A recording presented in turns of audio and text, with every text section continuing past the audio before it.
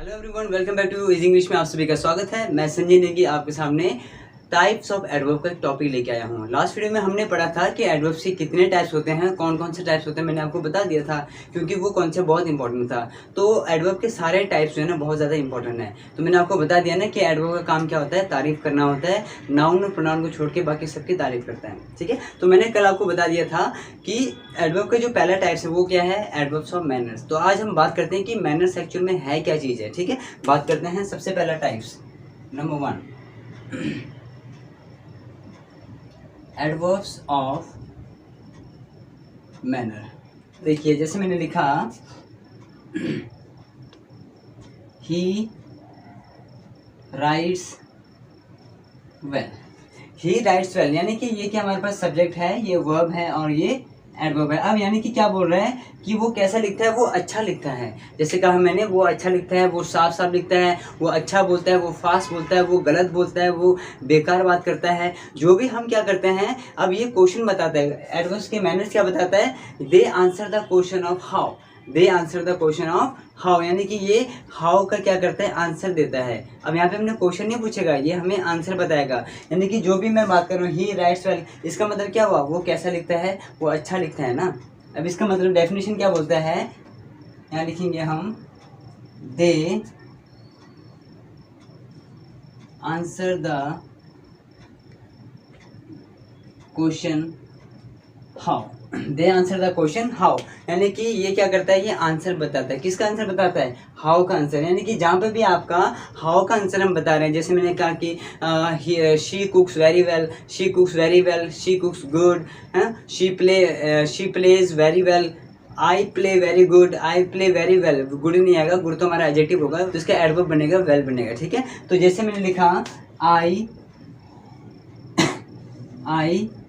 Play well, she speaks well या she speaks clearly। यानी कि जितने भी हमें आंसर लिखे हैं, इसका क्या मतलब है, ये मैनर्स है। How, they answer the question how यानी कि ये हाउ का आंसर देगा। यानी कि हाउ का मतलब होता है कैसा। यानी कि बोला कि वो कैसा लिखता है, ही राइट्स वेल, वो अच्छा लिखता है। आप कैसे, मैं कैसे खेलता हूँ, I play well, I play well. अब किसी ने मेरे से पूछा हाउ डू यू प्ले, तो मैं बोलूँगा आई प्ले वेल, मैं अच्छा खेलता हूँ, ठीक है। तो यानी कि हाउ का जो हम आंसर देते हैं उसी को कहते हैं एडवर्ब्स ऑफ मैनर्स, और कुछ नहीं है। दूसरी बात, अगर इसको समझना है तो क्या होगा, मैनर्स में जो भी हम बात करते हैं वहाँ पर क्या करता है, ये वर्ब को क्वालिफाइज करता है। एडवर्ब क्या करता है, ये वर्ब को क्वालिफाइज करता है कि वर्ब कैसा हो रहा है उसके बारे में बताता है। जैसे लिखा she speaks well, she speaks well and she speaks clearly, वो साफ बोलते हैं। तो यानी कि ये सारे किसके एग्जाम्पल है, ये होगा मैनर्स के एग्जाम्पल। तो इसी को कहते हैं हम मैनर कहते हैं। मैनर का मतलब होता है they answer the question how. समझ आई आपको। तो बहुत ही सिंपल है, बहुत मुश्किल नहीं है, ये बहुत ही इजी है। मेन क्या है, हमारा कॉन्सेप्ट को समझना जरूरी है। तो मैनर कोई बड़ी बात नहीं है। एडवर्ब मैनर, एडवर्ब का मैनर होता है they answer the question how यानी कि ये आंसर बताता है किसका, जो क्वेश्चन पूछते हैं हाउ, कैसे का। जैसे मैंने कहा कैसे, आप कैसे पढ़ते हो, आपने कहा sir I study very well, I study good, I read very good, ठीक है। जो भी आपने बोला, I read very good, I read very well, जो भी आप बोलते हैं, तो मैंने क्वेश्चन पूछा हाउ, तो आपने मुझे उसका जवाब जो दिया ना, जो आपने मुझे आंसर दिया हाउ का, उसी को हम एडवर्ब ऑफ मैनर कहते हैं। और कुछ ही सिरदर्द नहीं है इसका। समझ आ गया। तो ये था हमारा पहला पॉइंट। अब सेकंड पॉइंट देखिए, इसे आप नोट कर लीजिए, साथ के साथ कॉपी पेन लेके बैठना है क्योंकि ये टॉपिक ना इंपॉर्टेंट है, आगे आके बहुत काम आने वाला है। एडवर्ब पहचानने के यही तो तरीका है, हमने इसमें एडवर्ब पहचानना है, कंफ्यूज नहीं होना है, ठीक है ना। कई बार वेल को लोग कंफ्यूज होते हैं कि ये पहचाने क्या, एल वाई लग गया तो ये एडवर्ब है, अगर वेल लग गया तो एडवर्ब नहीं है। ऐसा कुछ नहीं है। ये क्या कहता है, जो वर्ब को क्वालिफाइज करता है उसी को मैनर्स कहते हैं, ठीक है। जिसका मतलब होता है they answer the question how होता है, ठीक है। तो फर्स्ट था हमारा टाइप। सेकंड टाइप देखिए, एडवर्ब्स ऑफ सेकंड टाइप हमारा adverb of place. Adverb of place.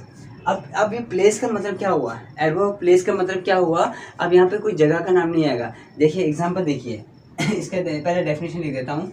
They answer the question, they answer the question where, they answer the question where यानी कि ये आंसर देता है किसका, कहाँ का। वेयर का मतलब होता है कहाँ, ठीक है ना। अब कहाँ, जैसे एग्जांपल देखिए, जैसे लिखा मैंने, अगर मान लो जैसे मैंने कहा मैं घर जा रहा हूँ, मैं घर जा रहा हूँ। अब मैं आपको बताता हूँ कि 100% लोग क्या करते हैं, इसका आंसर ध्यान देना है। 100% लोग इसका आंसर लिखते हैं I am going to home. तो ये क्या हो जाएगा, गलत हो जाएगा। क्यों गलत हो जाएगा? अब आप सोच रहे होंगे सर आपने तो बताया था कि गो के बाद टू तब आएगा जब उसके बाद आने वाला क्या हो, प्लेस क्या हो, नाउन हो या फिर V1 हो। ठीक है, मैंने ये कहा था, बट यहाँ पे बताइए ना, यहाँ पे होम क्या है, प्लेस है। होम क्या प्लेस है, होम प्लेस है, यानी कि नाउन क्या बोलता है, आने वाला। मैंने बताया था कि अगर गो के बाद टू, देखो ध्यान से देखना है, गो के बाद हम टू तब लगाते हैं जब इसके बाद आने वाला नाउन क्या हो, प्लेस हो। आने वाला नाउन क्या है, प्लेस है या फिर V1 होना चाहिए। अब आप बताइए नाउन का डेफिनेशन बताइए ज़रा, नाउन का डेफिनेशन बताइए। नाउन का डेफिनेशन बोलता है noun is the name of person, place, animals and things. Noun क्या है, किसी भी पर्सन का नाम, प्लेस का नाम। तो ये होम का कोई प्लेस का नाम है क्या?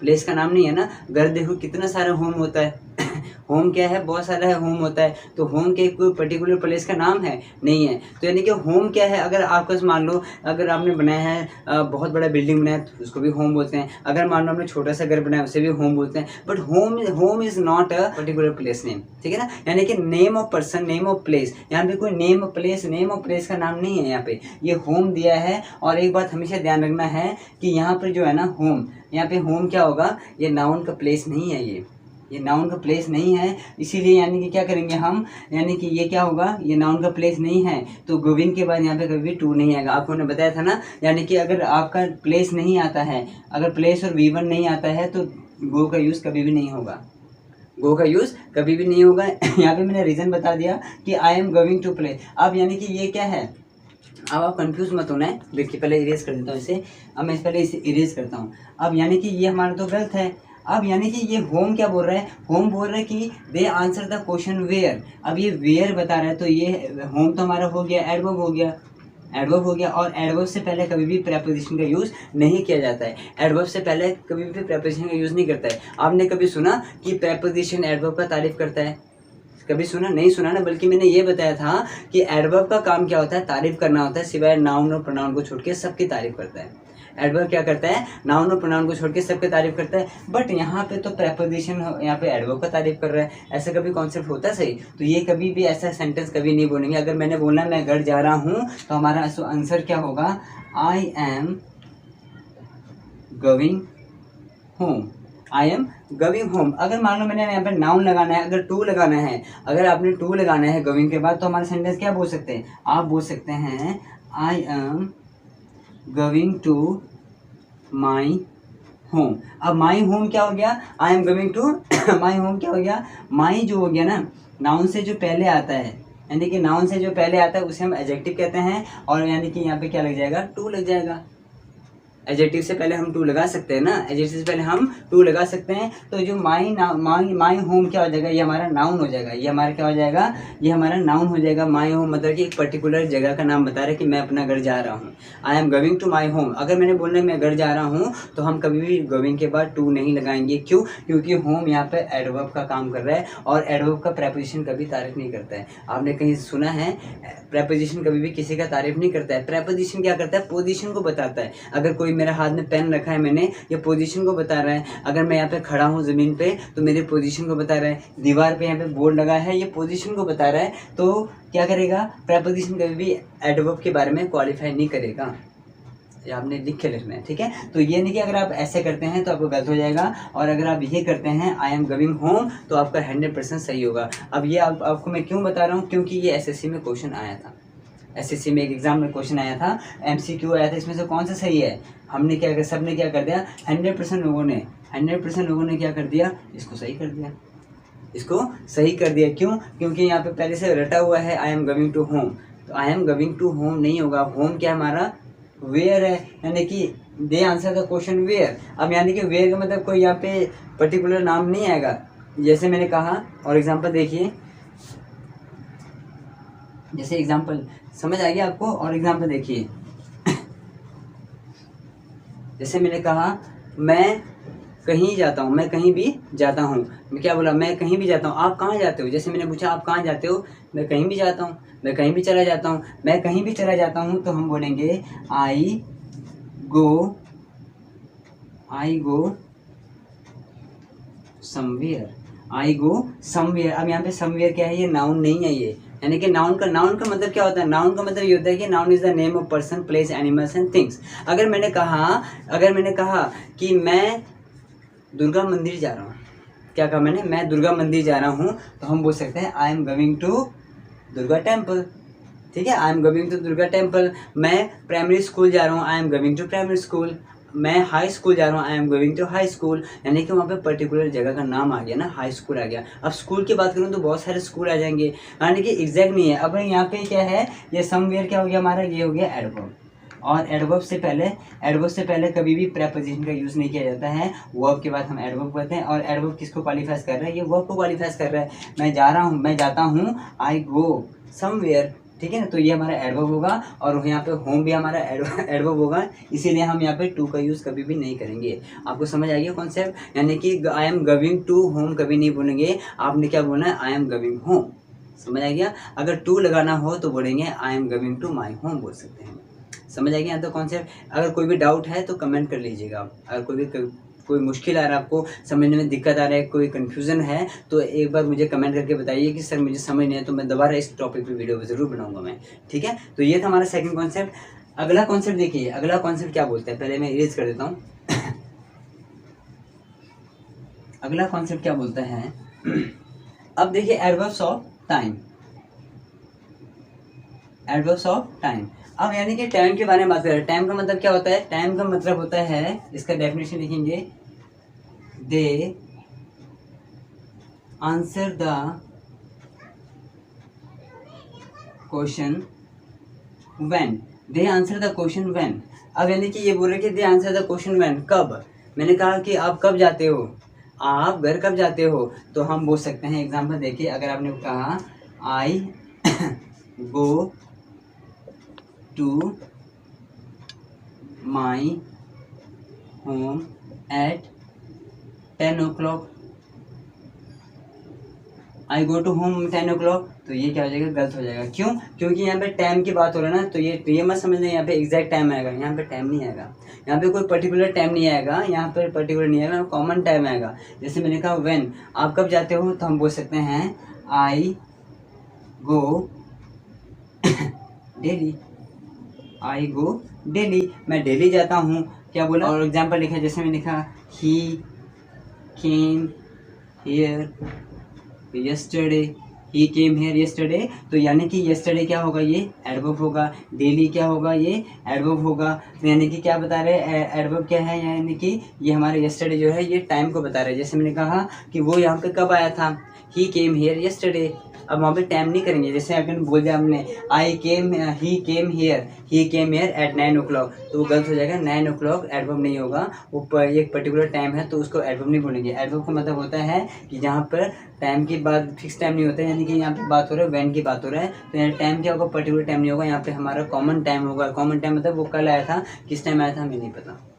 ठीक है ना, तो ये है adverb of time, adverb times के एग्जाम्पल। और एग्जाम्पल देखिए आप,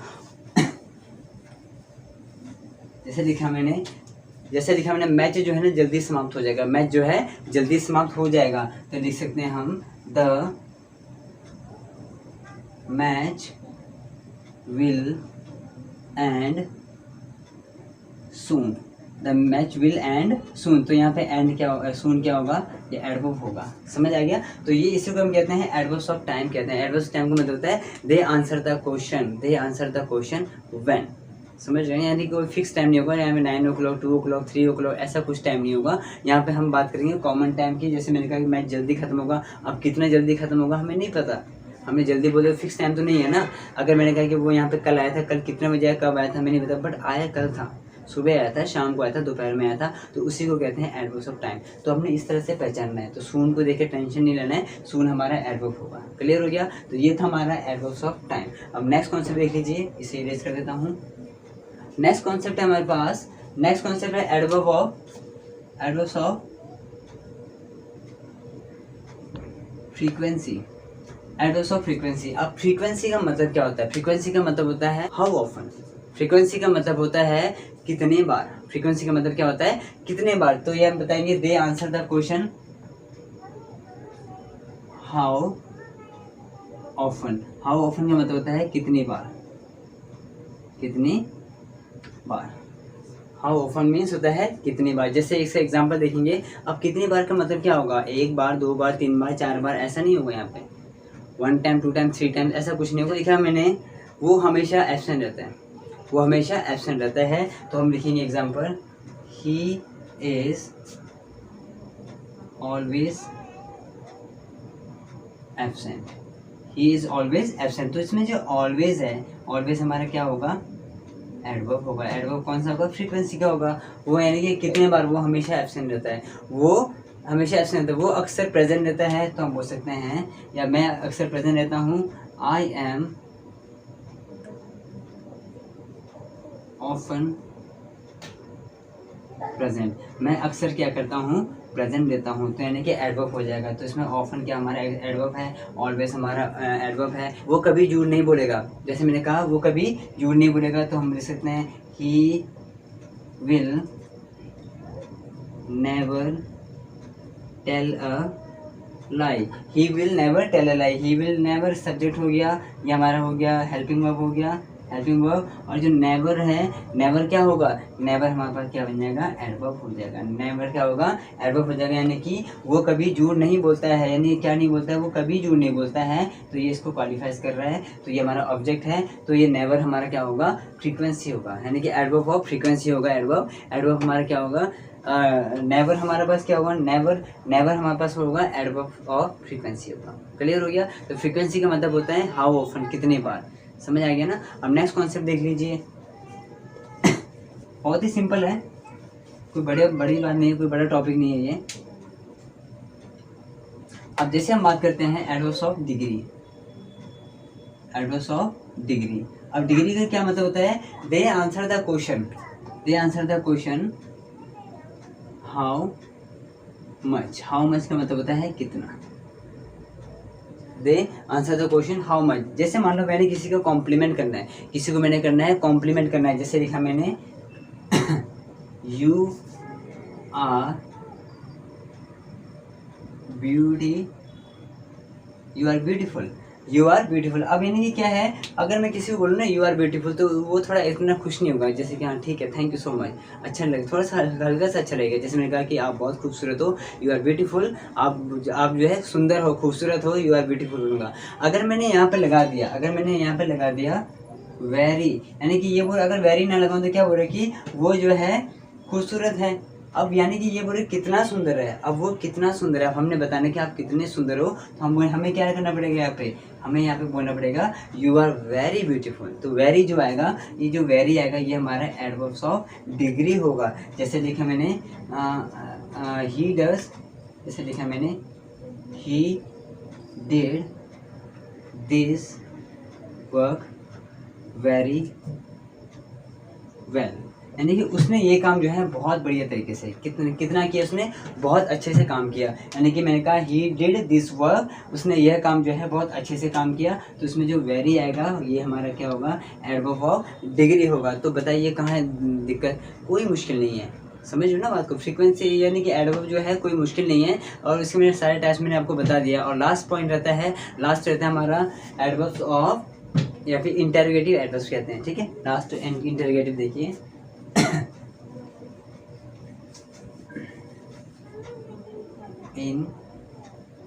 इंटरोगेटिव एडवर्ब्स। इंटरोगेटिव एडवर्ब्स यानी कि इसका यूज होता है, it is used for asking to question. It is use for asking to question. इसका यूज जो होता है इंटरगेटिव का मतलब होता है इंट्रो कराना, मतलब किसी से क्वेश्चन पूछना है। अब किसी से क्वेश्चन पूछना है तो हमें उससे क्या कहेंगे? अगर जैसे मैंने आपसे पूछा कि आप चाय पीते हो, आप चाय कब पीते हो, आप चाय कहाँ पीते हो, ठीक है। तो जो भी मैं आपसे क्वेश्चन पूछ रहा हूँ, जो भी आप किसी से भी कोई क्वेश्चन पूछता है ना, उसे को इंटरोगेटिव कहते हैं। चाहे किसी से भी आप क्वेश्चन पूछ रहे हो, चाहे आपसे क्वेश्चन पूछ रहे हो, चाहे मैं उनसे क्वेश्चन पूछ रहा हूँ, तो यानी कि जो मैं पूछ रहा हूँ तो वो इंटरोगेटिव है। जहाँ पे कोई सवाल पूछा जा रहा है उसे हम कहते हैं, जहाँ पूछताछ होता है उससे कहते हैं इंटरोगेटिव कहते हैं, और कुछ नहीं है। इसलिए इसे कहते हैं इंटरोगेटिव एडवर्ब है। When, where, how and Y.